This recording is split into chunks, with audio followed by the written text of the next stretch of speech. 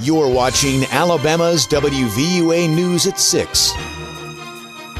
I'm Lynn Brooks. And I'm Philip Coleman. Tonight on WVUA News at 6. Gardening season also means mosquito season. I'm Matt McCoy, and coming up, I'll have some helpful hints that may just keep those pesky bloodsuckers away. Plus, Tuscaloosa County residents who still have storm debris on their property will soon get some help with cleanup.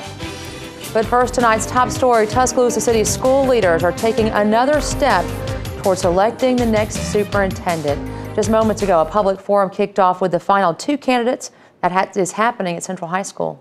It's the opportunity for residents to ask their questions to both candidates. And the two top candidates are Dr. Paul McKendrick, a recently retired superintendent from Lynchburg, Virginia, and Dr. Tony Lemaire Burks II. He's currently a superintendent in the San Diego, California school system, and he's a native of Dothan, Alabama. While the public can ask their questions, the forum will be moderated, and the candidates will not be in the room at the same time. School Board Chairman Dan Meissner says they are looking for the person who can build a good relationship with the school board and help move the system in the right direction. Well, one of the things that we want to do is we want to find a superintendent that is going to be a good fit with our board, that everyone feels comfortable, that we can have a close working relationship with, and a relationship of a trust and hand-in-hand operation so that we can move the system forward. The public forum lasts until 8 o'clock tonight at Central High School. Meissner says the board will conduct final interviews with McKendrick and Burks Thursday night. WVUA News will bring full coverage both tonight and tomorrow night. On your home team crime watch, a Tuscaloosa County school employee has been arrested for allegedly having sex with a student. The Tuscaloosa County Sheriff's Office says 38-year-old Holly Thomas was arrested Sunday. Thomas was a school bus driver for the school system. Sheriff Ted Sexton says the boy is 17 years old. The parents called authorities in June to report the relationship. When deputies investigated the case, they say they found the teen at Thomas's home. Sexton says Thomas confessed to having an ongoing sexual relationship with the teen. Thomas was released on $15,000 bond. Coming up at 10, we'll have reaction from Tuscaloosa County School Superintendent Dr. Frank Costanzo. Also, we'll hear if Sheriff Sexton thinks more charges could be filed against Thomas.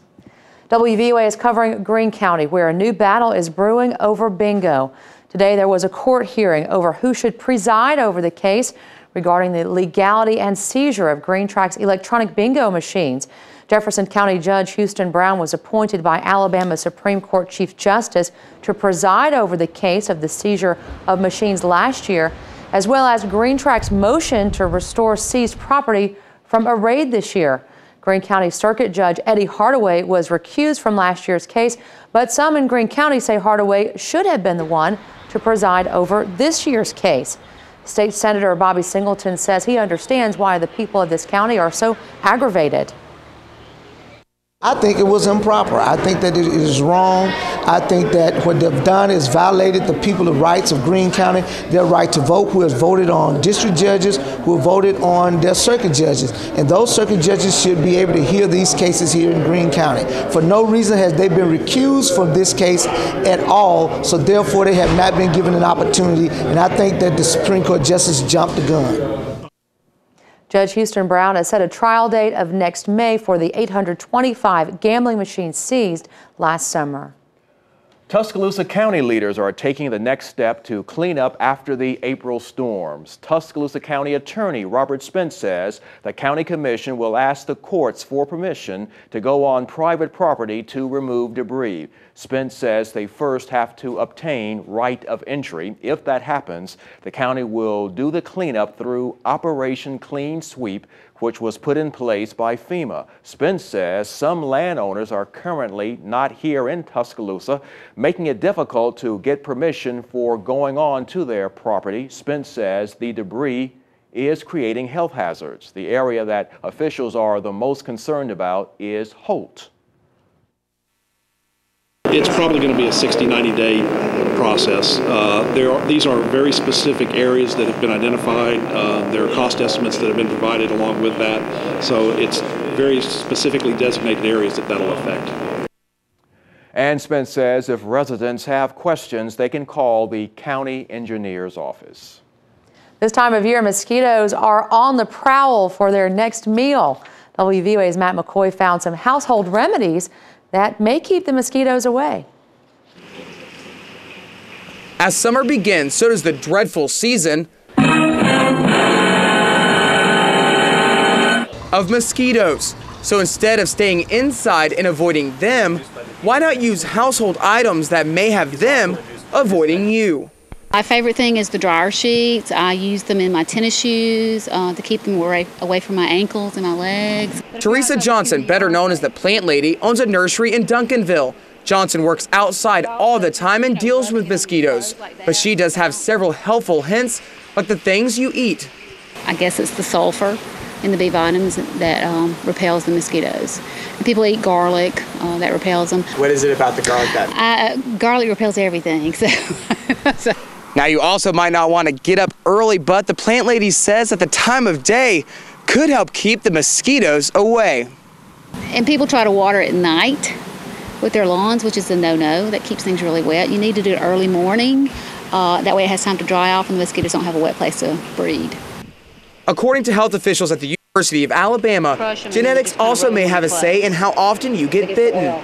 It all comes down to the amount of cholesterol on your skin. But if you have bad cholesterol and need to go back to the dryer sheets, a certain kind of dryer sheet? Oh, well, I like that. So. Reporting in Duncanville, Matt McCoy, WVUA News. And Johnson says if none of those work, you may just have to go back to your good old bug spray. A West Alabama family is mourning the loss of their 15-year-old son after he was killed in a four-wheeler crash over the weekend. Darrin Sawyer was killed in a four-wheeler crash this past weekend. Search crews found his body yesterday morning in North Tuscaloosa County. Now the family is looking through their photos and remembering Darrin's life. The family says Darrin would have attended Cordova High School in Walker County this fall. Darrin's father says he was an inexperienced driver and was not wearing a helmet. His stepmother says as they move forward, they will need the support of the community. And those questions may always be there. We may never know that answer because someone may have not saw him. But I know he died having fun. And according to Darrin's family, the mud track owner is dedicating every July race in Darrin's honor. The man who drove former Alabama Governor Bob Riley to the hospital after his motorcycle crash is now talking about what happened. Steve Demelin says he had met Riley at a restaurant just moments before the wreck. When he came upon the scene, he only saw a cut on the former governor's hand. But at the end of the 110-mile ride, Riley started convulsing. Also, his eyes rolled back. Riley suffered broken ribs, also a fractured collarbone, and a punctured lung in that crash back on June 26. He was on the Alaskan highway made famous by the TV show Ice Road Truckers. Riley has now been moved to a hospital in Sarasota, Florida.